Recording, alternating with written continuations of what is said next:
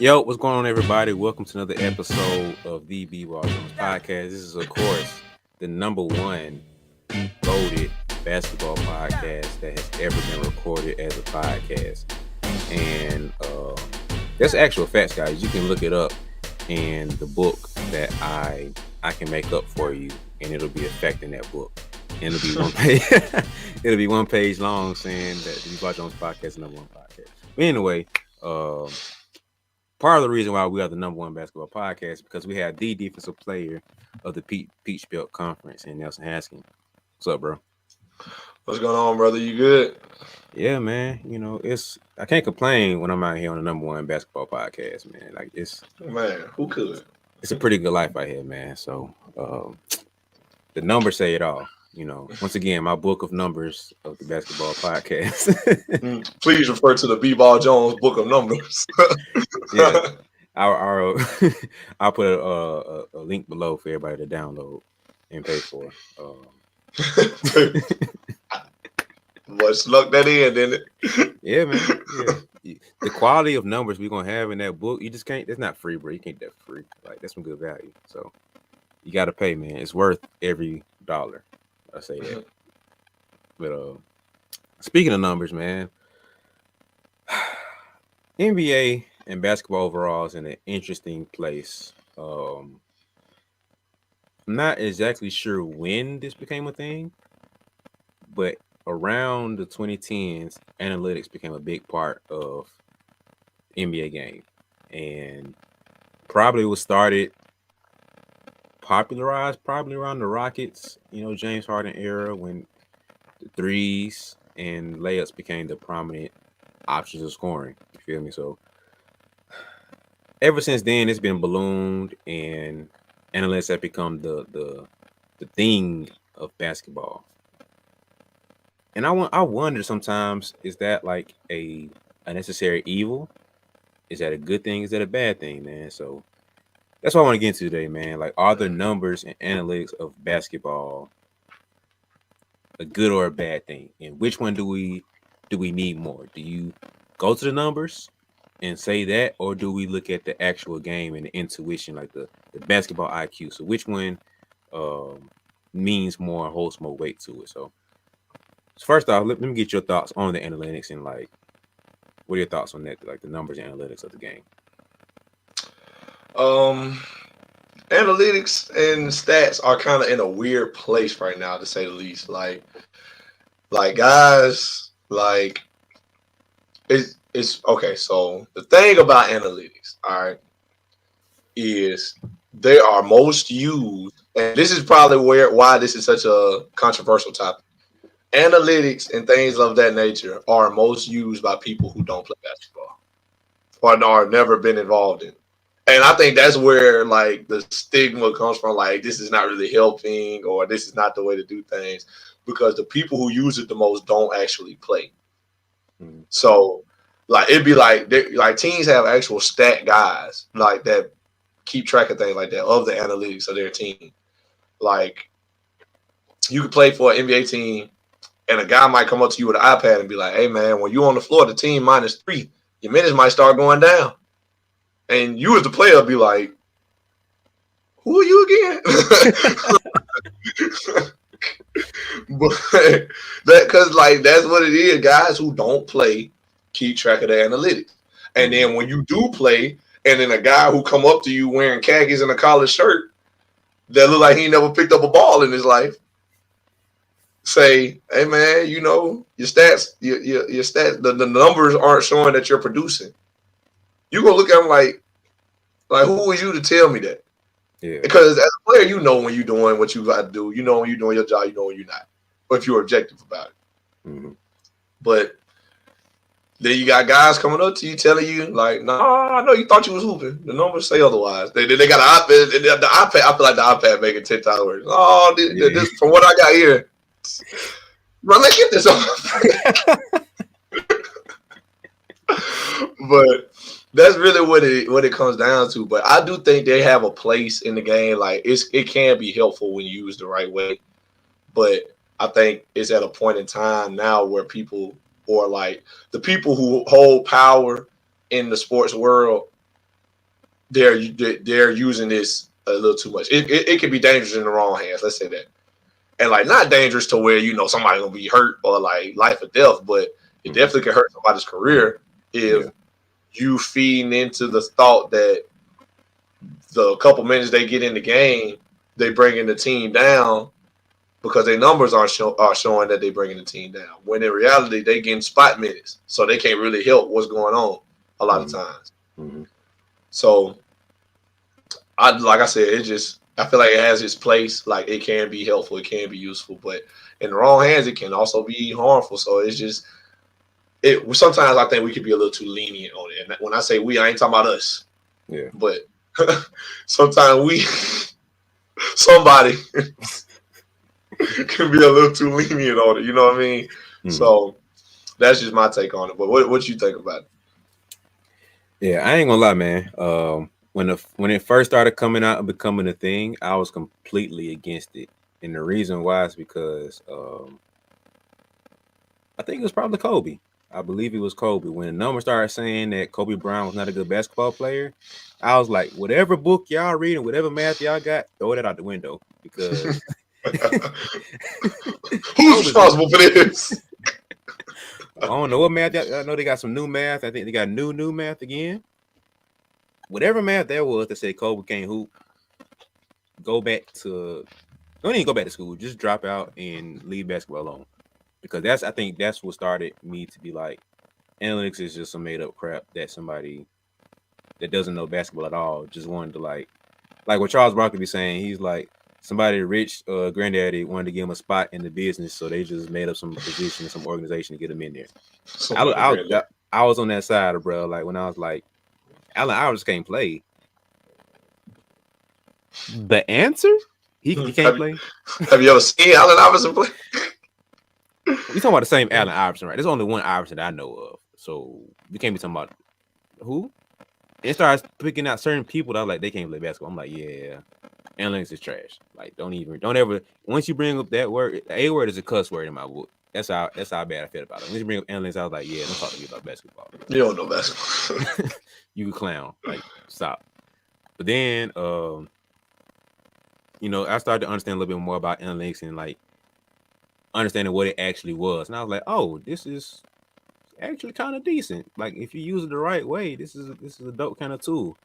But once again, it got to a place again where it's like, uh, for example, the MVP race this year, it became the numbers, the analytics say Joker is a better play than Joel Embiid, and it's not even close.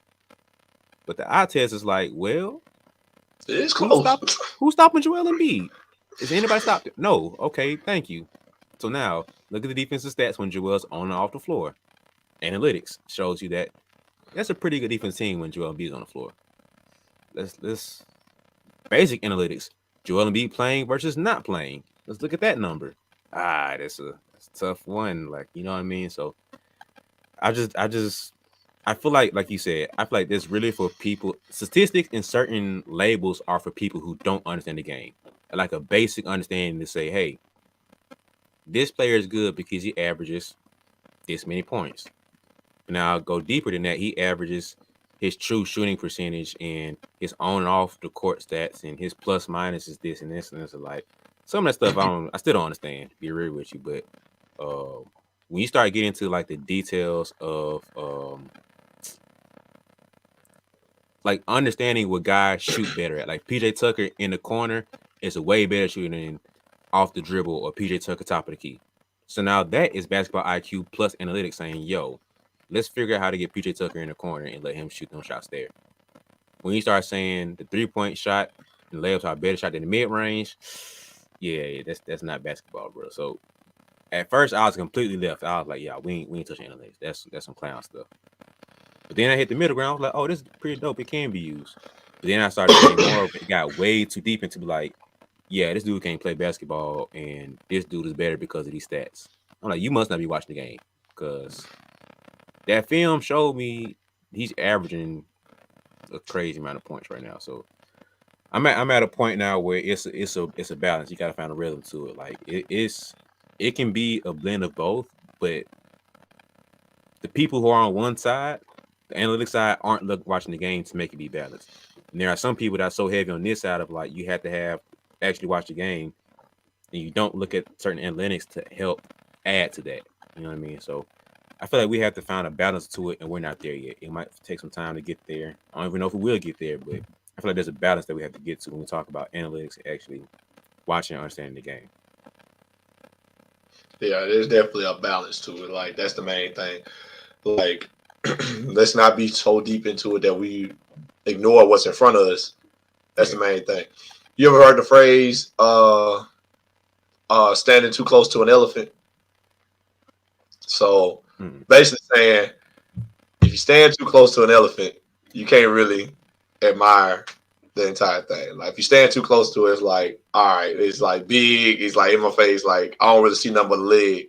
But if you Yeah. back up and you look at the whole elephant, now you can see everything. You know what I'm saying? You can see everything you need to see.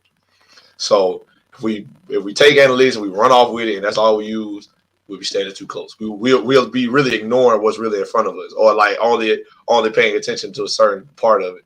But when we stand back, look at the entire thing, it's like, oh, this elephant has this color, it has hair right here, it does this. You know what I'm saying? Whatever. But like you said, when we run off with it, that's when we say things like, Kobe Bryant isn't that good. Like or Allen Iverson wasn't a great player, or as good a player as we thought he was. Like Mm-hmm. that's what happened when you run too far left with it. Yeah. Like, but like I said, the main controversial thing about it is people who don't really play basketball who use analytics the most, and that's what the issue is. And then so what ends up happening is guys who actually play the game get frustrated with those guys, but a lot of times those guys end up being in a position to make decisions when it comes to like contracts and things of that nature, signing so and so and so and so versus trading them for someone else or something Mm-hmm. like that, or releasing them. So, uh, a great example of this, JJ Redick spoke about this on his podcast, where he said he was in a meeting with a GM meeting at one of his contracts like ending meetings, I guess, however they would go about that. And they basically said they wasn't resigning him. And they were just, they were vague about it, like, yeah, we feel like we going in a different direction, this and this and this. We don't think you fit what we trying to do, something of that nature. And he was like, he sees the papers with the numbers on the table while they talking. Like he can see the papers. So it's like, oh, okay, so this clearly had an influence on your decision if you got them in here with you. I guess probably just in case JJ wanted to argue or something like that, like, hey, I do this and this and this, and they was gonna be like, well, the numbers say, and like, I don't know if that's ever happened to you or in your playing days, but people bringing up the numbers on you as a player can be frustrating because your numbers aren't always, conducive to what you actually do. Yeah. They don't tell the whole story. Exactly, they don't tell the whole story. So, case in point, uh, I don't know if I told the story on here or not, but hopefully, if when I start telling it, you can let me know. I played with one of my high school teammates, uh, who was a bucket, and he scored the ball a lot, had some 30-point games, and even a 40-point game. He scored 41 points once in our junior year, and so he had a great season, scoring the ball wise. So there was a particular game, that particular game, I'm sorry, where he scored 41 points. He had 41 points and like some assists. None other than the 41 points. Like obviously that's crazy, but like other than that, he like none of his other stats was like very crazy. But he scored the ball. My stats that game, I had a triple double. I had 10 points, 12 blocks, and uh 10 rebounds or 11 rebounds, something like that. But but we end up winning that game by 14. That's how much we won by. So one day we argued about who should win MVP of the team, at our sports banquet that Mm-hmm. was coming up. And he was like, I'm winning MVP. I was like, let's not act like, I don't deserve some votes. You probably gonna win it. I knew he was probably gonna win it. I was like, you probably gonna win it, but I deserve some votes. Mm-hmm. First thing he said, Nelson, I scored 41 points in the game. So now I gotta bring up the real facts. Mm-hmm. I'm like, Now, hey, you my boy, and you know this. Love you to death. But in that game, you scored 41. We won by 14, and I had 12 blocks. 12 blocks is equivalent to 24 points. All right. So let's just say I had 5 blocks. Normal game, right? 5 blocks. Nobody looking at 5 blocks and like, man, you ain't blocking enough shots or you ain't playing good enough defense. 5 blocks, still decent. If I had 5 blocks, a good game, not a great game, a good game, we lose by 4. So the headline would have been so and so scores 41 points and lost to such and such high school. That would have been the headline. Instead of it saying so and so leads the Monopolist to win over so and so with 41 points. One sounded a lot better than the other one. Yep. So, and I was like, I ain't trying to take away from what you did, obviously, because you scored the ball. I could have never done that. Especially at that point in my career, when just being a junior in high school, I had none of that scoring ability to even get us close to 40 points. I was like, so I ain't taking away from you at all. But your 41 points is just numbers. You ain't looking at the grand scheme of things of, okay, yeah, he was scoring the ball, but is he the real reason they won?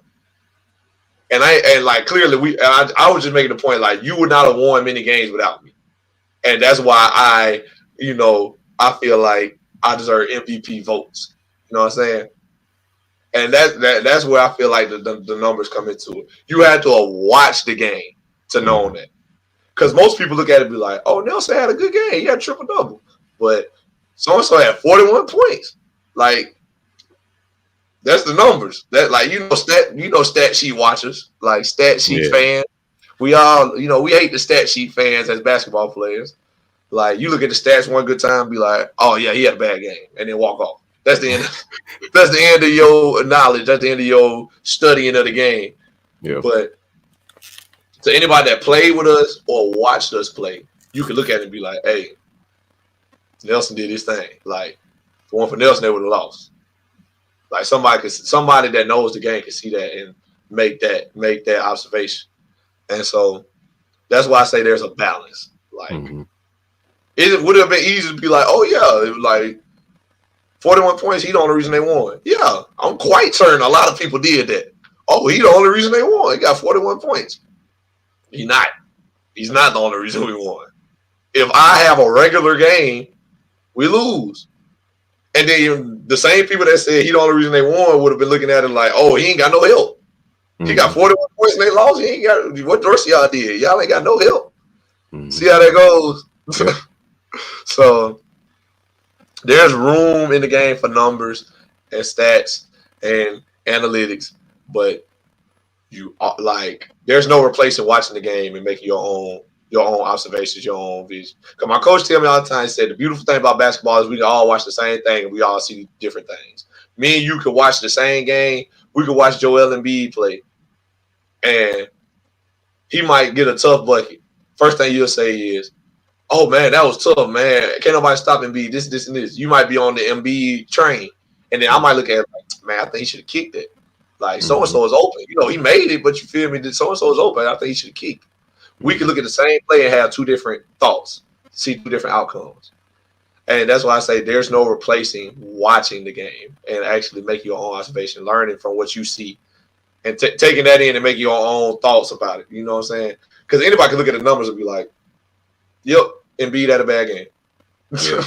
Anybody can do that.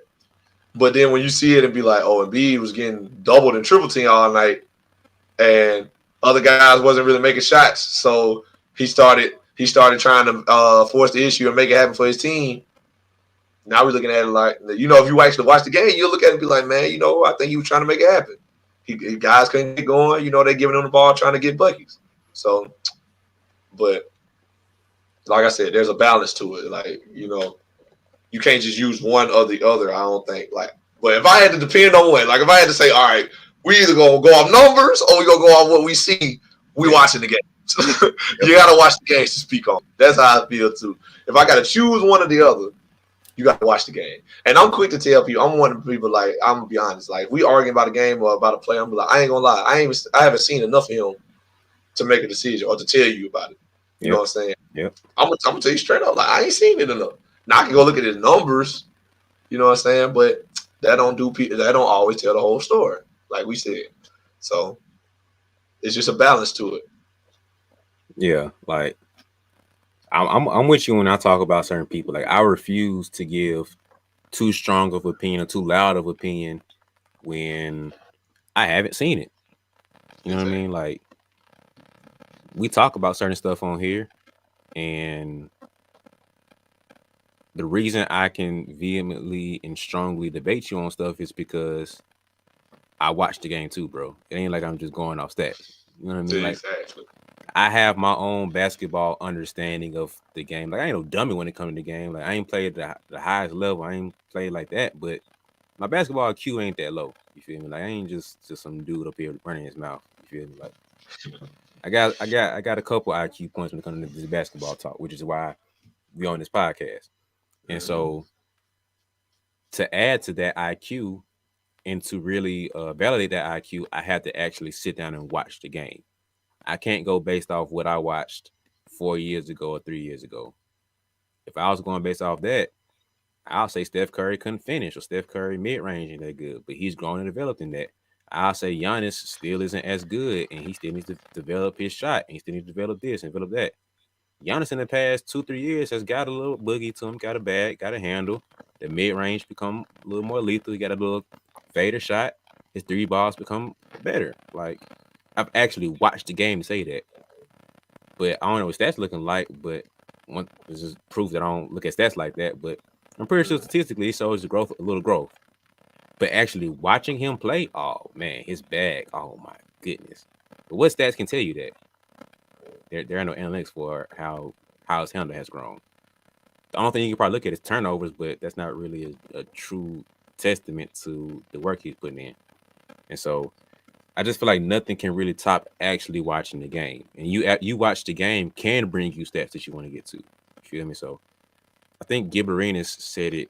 I can't remember exactly what he said, but he was like, a coach or something came to him and they was like, they look at the analytics and said, you, I can't remember what he said. He was like, maybe you should take tonight off and you should rest tonight, something like that, or you might not have a good night tonight because of some number that they came up with. He was like, okay, number wise that makes sense, but do you realize who's guarding me tonight? Oh, okay, thank you. I'm about to go off for 40. Like, what? Like this I'm don't about make to go get 40. like number that might make sense. He was like, oh, he's talking about wearing a watch or some band or something. They start getting into like that side of like analytics and sports and the tech and stuff. Like you didn't get enough sleep and you didn't get enough rest. And according to these metrics saying that you probably gonna have a bad night tonight. He was like, oh, I didn't get enough sleep, I didn't eat right, whatever. But do you know that Eric Snow guarded me tonight, bro? Did you know that? Okay. Is that on the iPad? Was that on your iPad? Was that in that little whoop? Was that in there? Like, oh, I'm about to eat tonight, bro. Like, I Derek got it. Derek Fisher's over there. Not worried about him. Thank you. Just give me the ball. I'll figure it out. Like, and I think sometimes Boy. they get too heavy into like the gray area is film. Black and white has its place. These are the numbers, but the gray area of actually watching the game and understanding the game, I think that's the most important part. I don't even so call it gray area. I feel like that's the colorful part that makes the game so vivid and beautiful. Because, like you said, I might see a play and say that's blue, but you might see and call it violet or purple, and somebody might watch and say, "Oh, that's pink." And that's the beautiful part of the game to where I see on social media all the time, man. Like a trainer will clip a play and he'll highlight how Kyrie's footwork was so crazy right here. And the next trainer will talk about how, man, the decision making he had to make to make this move and do that right there. And then this next trainer talk about, man, how the ball movement and how the play before that set up for this play right here and the IQ and chess match. It's like so many different things you can look at and talk about. But that's the beauty of the game to where I can literally go to 15 different people. I can go to everybody on your team and talk about one play and everybody talk about something else. Oh, his footwork, or his ball handling, or his the hand placement, or the teammate backdoor for him to get there, or I saw the coach call the play out for that happen, and I saw him wave it off. and I saw the defender do this, and I saw the other coach like I saw somebody in the crowd doing that. Everybody looks at the same play and has totally different perspectives on it. But with numbers, it's literally like one or two perspectives, and that's it. And you can't tell the whole game or tell the whole story of the game through black and white because it's black and it's white. So I just feel like they get too caught up in that, and I feel like I don't even know who they are, but they aren't understanding that the mid range is a dope shot. Like it's okay to not go all the way to the goal. It's okay to not take a 3-point shot. How many game winners have we seen from the mid range in the past 10 years? A lot of them boys. A So lot of them. you can't rule out the mid range because analytically it's not a great shot. Like get out my face with that, bro. Like a bucket is a bucket. Doesn't matter where it comes from. So I just feel like they whoever they are, go watch some film and then get back with me. Definitely, like it's some things that you ain't gonna see in the numbers. You know what I'm saying? Like that's just the bottom line. Some things you ain't gonna see in the numbers. So like it's plenty of times people that came up to me, uh not came up to me, I'm sorry, but you remember watching me playing JUCO. You've been to some JUCO games down at the old Bevel State. Speaking of which, today as we were recording this is the anniversary of the day I signed with Bevel State 4 years ago. Mm. So, shout out to my alma mater, man. Miss y'all, all my Bevel State people. But uh so you remember back when I was at Bevel State, my numbers weren't crazy my freshman year. They was like I averaged 11 and 7. So a solid player. But you can attest to this, being someone who watched me play. When I came off the floor, things were different. Like the team was not playing as well when I was off the court as they were when I was on. Defense went down, rebound is down. Like uh, I was just an overall dip in the energy. So, but those type of things aren't seen in stats, aren't seen in the stat sheet or in the numbers. Like it's just not something it's just not something you would know without actually watching. Mhm. Like same way we say, when LeBron James is off the floor, so I mean that's in the numbers because they in the NBA, they gonna keep track of things like that. But in the NBA, they'll be like when LeBron James off the floor, the Lakers are -8. When he's on the floor, they +5 or something like that. So like they have the ability to dive that deep into numbers like that. But Yeah. on some level, you ain't got that. It's just like, man, you got to watch the game to know and know basketball. You know You what I got think to it is, bro? I hmm, really I think it all comes down to one word. And we talked about this during the awards episode. It's impact. impact. Numbers cannot tell you Marcus Smart's impact or Draymond Green's impact or um shoot some Nate Robinson's impact or is some bench guy who just like Gary Payton Jr.'s impact to the Warriors. You can't statistically track the energy that they bring in the like they start tracking deflections and the hockey system, little stuff like that. But what stat can tell you how Draymond rotated at the right time at the right spot to blow up this play that was set for Joker? The play was set for Joker to do this, but just because Draymond rotated and he was over there, he had a hand that blew up the play and they had to go to the other side. And now somebody else took that shot and it was a missed shot. So all you saw statistically was a missed shot. But you didn't see how Draymond caused that missed shot when he wasn't even in the vicinity of that play. His Facts. impact tells you that. So I feel like numbers don't show impact. The most important thing about the game is impact. The film tells you that, not stats. So I feel like That's that's what's missing is the impact. that's that excellent point, bro. Like excellent point. Like that's exactly what it is because impact is not gonna be on that stat sheet. Like Coach Moore up here. The one thing he loves to say about me and my teammate Hunter, that plays the 4 for us, and sometimes moves to the 5. So my other big man, he he always tell us keep the ball alive. Like if you can't keep it alive. So when somebody shoot, he like that meaning when somebody shoots, and we got opportunity for offensive rebound, even if we can't get it, tipping it, hitting it back up towards the rim, like anything like that could give us the opportunity to get the ball or possibly tip it in. Somebody else could tip it in. So he always saying like keep it alive, just keep it alive. You know, you never know. You might somebody can pull it out. And so we run with that because like me and him, we to the point now we be so in tune. Sometimes the ball will come or the rebound will come up and like we'll be getting boxed out and we'll be like, I'll be like, Hunt, tip it to him. And he'll get the rebound and lay up. And in the stat sheet, that's Hunt's offensive rebound. But that doesn't happen without my hustle and my impact. Hustle is another thing that isn't gonna be in the stat sheet. Yeah. You gotta watch hustle, you gotta see it with your own eyes. And then there's several plays where like the ball is up, like rebound is in the air, like we tipping it. There's even a play where Hunt fighting with a 7-footer and the rebound go up right between them. He can't just snag it from him, so he just kind of hit it. And then I run and I jump over the 7-footer back and I grab it and then take one dribble and dunk the ball. And then we run down court. I literally said, keep it alive, Hunt. Just keep it alive. I'm coming. I'm going to come in there. Like, just, if you keep it alive, I'm getting in the mix. You know what I'm saying? It's like if your homeboy get into a fight, I'm going to jump in, bro. Just wait. Just hold out till I get in there. So those are things that never show up in numbers. Hustle, impact, drive, want to. Like, these are things that you got to see. You know what I'm saying? Some guys don't want to play defense. Some guys don't want to get their hand in there. Some guys don't want to rebound. Some guys don't want to hustle. And, like, those are things that you got to see to know. Because I can't tell you how many players I done looked at and be like, man, that boy don't play no D. Like, he don't play no D. He ain't hustle for that ball. He could have saved it. He could have got this board. He could have did this. He could have did that. But that's it. That's want to a lot of times. And you ain't going to see that in numbers. Yeah. You got to see it with your eyes. Like, you got to watch the game, watch the film, know what he really could have did, what could have happened if he was in this spot, if he was in the right place at the right time, like other players would have been, what would have happened. So, like, man, that you said it, though. Impact is not in the numbers.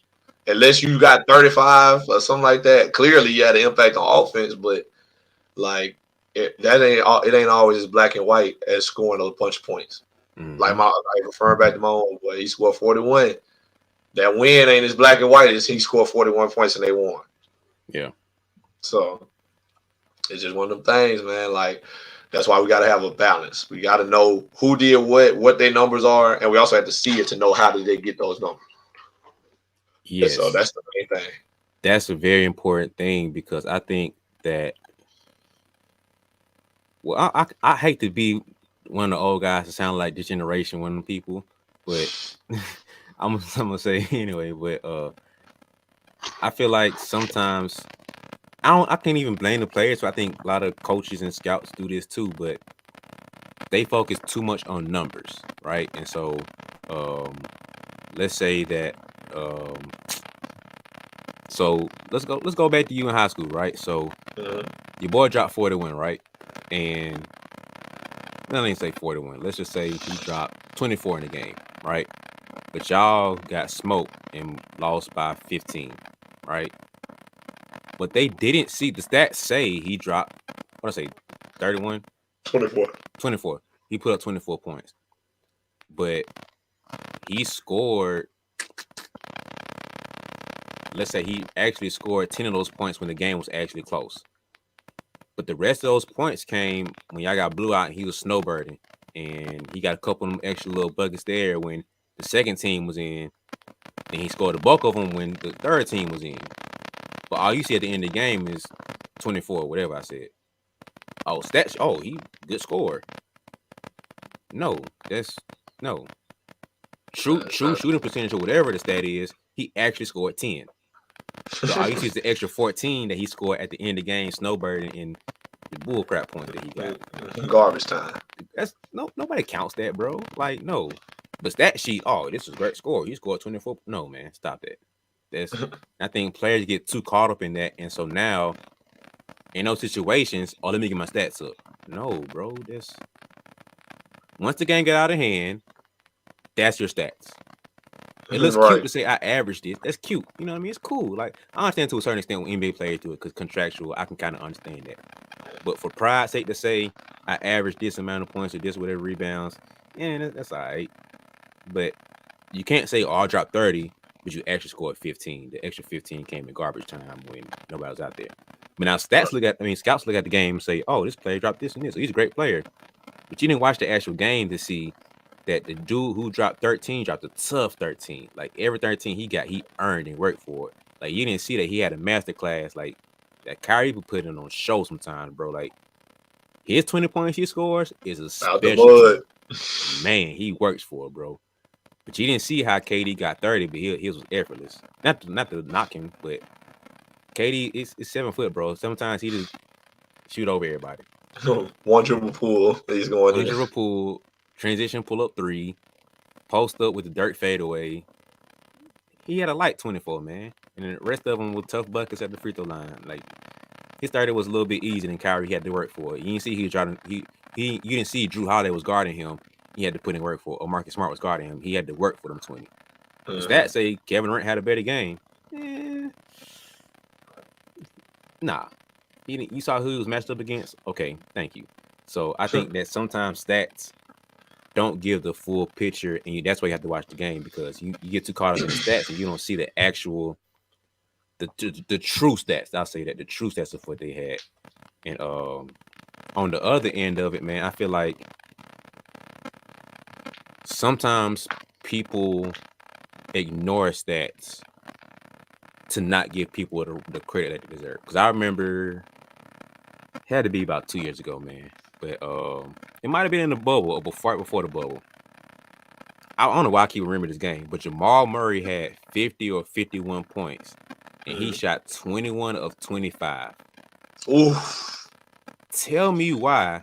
I remember, bro. I didn't watch the game, but I remember seeing highlights about it, and I kept seeing updates on my phone. And I was like, "Oh, he going crazy." But then at the end of the game, 21 for 25. I was like, "Oh, this is stupid." Like he only missed 4 shots and scored 51 points or 50 points. Oh, this better be all over sports and the ESPN. I bet that's the only thing I better see. Nothing. Now, if that was LeBron or one of the babies, or like a Zion or a LaMelo or whatever, oh, you was out for a week. Man, they wouldn't have heard nothing else. Is Zion Williamson the best player in the world? He scored 51 and he only missed 4 shots. Jamal Murray did that, bro. Where's his respect? Because it's Jamal Murray, he doesn't get the same love. If his vanity to play for the Denver Nuggets, like, not a big market. Give him, like, bro. I don't think people understand sometimes how tough that is. 50 points alone, respectful. Literally took 25 shots and made 21 of them. That separated alone is ridiculous. Combine those two. Man, if you shoot 25 shots in the gym by yourself in one spot, catch and shoot, and you make 21 out of 25, you're a good shooter. You're a great shooter. Exactly. That's great.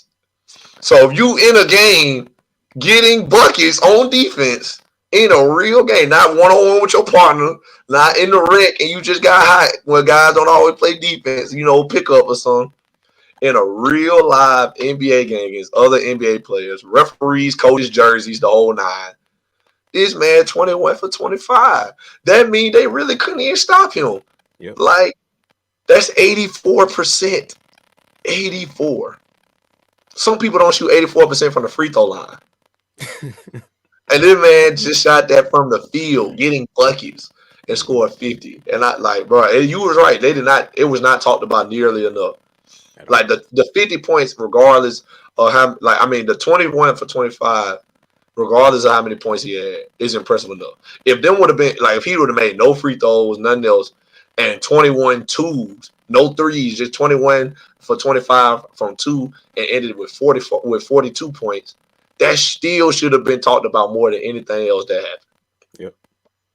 I don't understand, but that you know how it is with media wise and numbers wise, they got to change the narrative sometimes. Like you said, they change the narrative sometimes to fit who they needed to fit to get more views, more clicks, more likes, which is understandable. Mm-hmm. But man, at Sports Center, I need Sports Center to go and put Jamal Murray top, like what's it called, headline of the show. Mm-hmm. And let's talk about it for a while. I understand other stuff happened, but like you said, Bron would have did it, Zion would have did it, KD would have did it, whatever. we'd have been like that would have been the next three topics. Like, oh, so and so did like, especially if it had been a young dude like a Zion or a Ja or a Mm-hmm. LaMelo. Like, okay, where do we rank so and so in point? Where do we rank John Morant in point guards right now? Is he top five? Is he top three? Is he number one? Next topic. Is John Morant the best player in the league? Is he top 10? Where do we rank him all in the league? Next topic. Is John Morant the best player under 22 we've ever seen? You Yep. know, they would have stretched the life out of it. Yep. Like, and you know, that's all well and good. Like, I ain't trying to take away from nobody like that, Yep. but they took away from Jamal Murray in my mind. They took away from him by not making it as big a deal as it was. And so that was my only thing. Like, I felt that too. I'm glad you said that because I felt that too as it happened. I was like, bro, are we serious? Bro, going crazy. Like, let's Yeah. give let's give him his flowers. Like, he young too. Like, the sky's the limit for that guy. And he hurt right now, and well, the Nuggets done playing, but he was hurt in the end of the season, which is unfortunate because we didn't really get to see what he could have done, especially against the Warriors. But the future bright for that boy. Like, we acted like he was just like, oh man, that's a good game. Like, Yeah. more than a good game. Man, believe if I get you 50, and I ain't no score or nothing, but if I get you 50, best believe somebody better be talking about me somewhere. I don't care if I do it at CSU. I wanted to be on Sports Center Yep. somewhere, ESPN. Cause this man ain't no way, bro. Like, no way. We just out here acting like, oh man, Jamal Murray explodes for 50 points, shoots 84% from the field. Like that was a normal game. Like, man. That's Oof. some legendary stuff, bro. Like, Legendary. In the playoffs. Oh wait, was it in the playoffs? I think that game did happen in the bubble though. But I don't remember if it was in the playoffs or not. I know it was that year for sure, but I don't remember if it Yeah. was in the bubble or if it was right before the bubble. I just remember that happening. I remember that stat. I remember sitting in my room being just like literally sitting there just like, hold on, bro. Like, am I reading this right? 21 for 25. I saw it on Twitter first, so I was like, somebody might have mistyped that or something. Now I went to go look it up, and I was like, no, this dude really missed 4 shots out of 25 attempts. Okay. I remember putting a tweet out like, bro, y'all let me know if y'all see Jamal Murray all over ESPN, Sports Center, NBA, whatever. Nope, nothing. I was just like, yeah, too many You're right. people up there running these. I don't know what y'all running, but running whatever media outlet, whether it's social media or the TV, radio, whatever, all y'all need to be fired. Because ain't no way somebody shoot 84% and drop 50 points and just like not mention at all. Like, what? It's disrespectful, man. But I really can't comprehend how you drive stats so much and efficiency so much, and somebody scores that well, that high, and that efficient, and not mention. Like, I don't get that, bro. Like, it's just too much politics going on. That's the best thing I can say. There's And politics going on. that's the word for it. But So that's part of the world we live in. it's wild, man. But I will say we've been kind of clowning this whole time, but I do want to kind of defend it and say the good part where it does come in and have a balance to analytics. So like the details of shooting, right? Just for example, you might say statistically this guy's better catch and shoot than he is off the dribble, or off the dribble he's better going right than he is going left. When he finishes, he likes to finish right hand on left side and left hand on right side. Little stuff like that. That yeah, film tells you that, but analytics tells you that quicker. I can easily break down. He shoots 15% going left, and he shoots 80% going right. Well, guess no one playing you. You ain't finna go right, So little stuff like that analytics do help with. That's the good balance in it, and Yeah.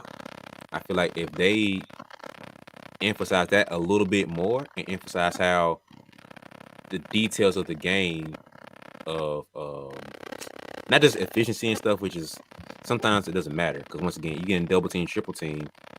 It ain't about efficiency, bro. It's about getting the bucket. So I don't care nothing about shooting 20 for 25 at that point. Can you get a bucket? And Kobe did that. AI did that. So like little details of somebody going and studying their opponent to say, okay, he shoots this percentage going this way, and he shoots this percentage going this way. He shoots this percentage doing that, this way and do that. He likes to go this. He likes to do that. His habits and tendencies and stuff. Film does tell you that you need to watch the film because that gives you another layer to the stats. Like now you know his move to get into this spot versus just seeing this is the spot where he gets to, and now the stats tell you to do this.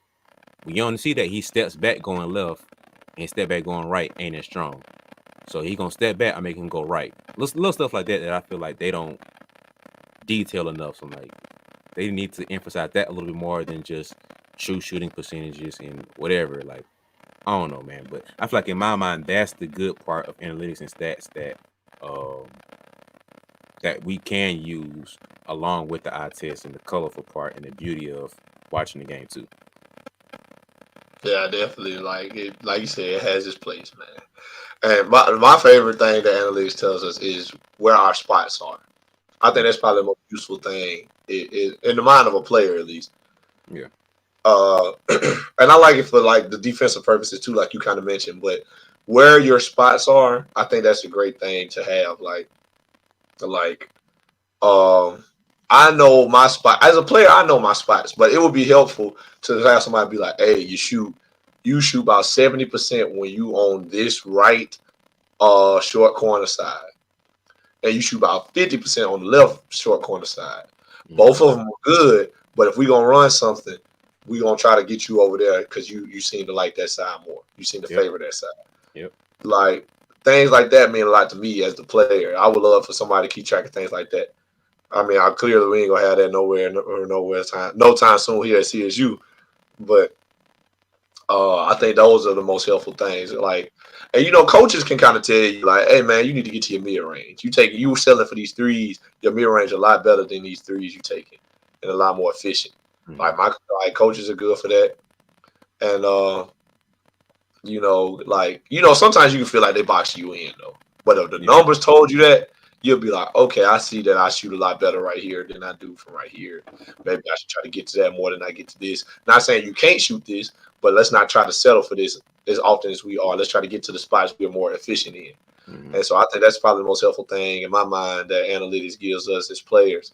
So it has its place.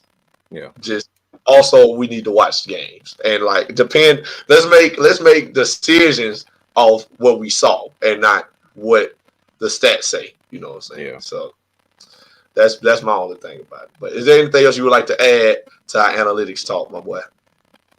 Yeah. Just piggybacking off of that, I'll say as a trainer, that helps me out too because if I'm Mm, training you and you saying you shoot 80% on the right block, but then 50% on the left block, okay, let's look at the film and see what are you doing to cause that imbalance. How can we bring that up? And now I know what to work with you on. Rather than me saying we need to work on your mid range. Yeah, we work on mid range too, but let's get that left block up too. So now I can strategically train you a little bit better and a little bit more efficiently to where now you just a low post beast. It doesn't matter which block will get you on. It's just like now it's really about your field. Which one do you feel more comfortable getting to? Because we need a late game bucket, or we need a clutch, but we need a bucket. We need a bucket right now. Yeah, so I'm trying to play where you want it. Let me get to that right block. All right, cool. Now, boom, boom, boom, boom, box boom. two. So now I can drop your play and on your side that you feel more comfortable doing. You might shoot equally or a little bit, less on the left block, but you feel more comfortable right there. So cool. I'm going off numbers, IQ of actually watching the game, and I'm going off what you're saying. I can't lose with that right combination with that right formula. So as a trainer, that'll benefit me to have the analytics that help me out with that too. So once again, we've been kind of clowning this whole episode, but like we said, there's a balance, and this is more of the good half of the analytics that we need to see more of and understand more. So if we can get to a place to where we're really looking at the details of analytics and really seeing how we can act. I think what's missing is the application of it. I think that's more of it. Mm, How can we? What do these stats and numbers mean, and how can we apply it to the game in the film? So yeah, his true shooter percentage is this. Okay, thanks. Oh, he shoots 30% on the left block, but then 50% on the right block. Boom. Okay, got you. Thank you. All right. Now we're talking. Talk my Finally, language. something helpful. You talking my language now. You speaking Spanish before, but now we speaking English right here. Okay, thank you. As a defender, I know what to do now. As a trainer, I know what to do now. As a coach, I know what to do now. As a player, you know what to do now. So now everybody can speak the same language. Cause you telling me that a true shooting percentage and a plus minus, and I'm just like, oh, thanks.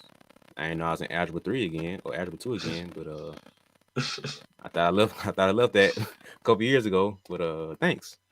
Oh no, he shoots this percentage when he off the dribble, the catch and shoot, he lethal. Oh, run him off 3-point line. Got you. That's all you had to say.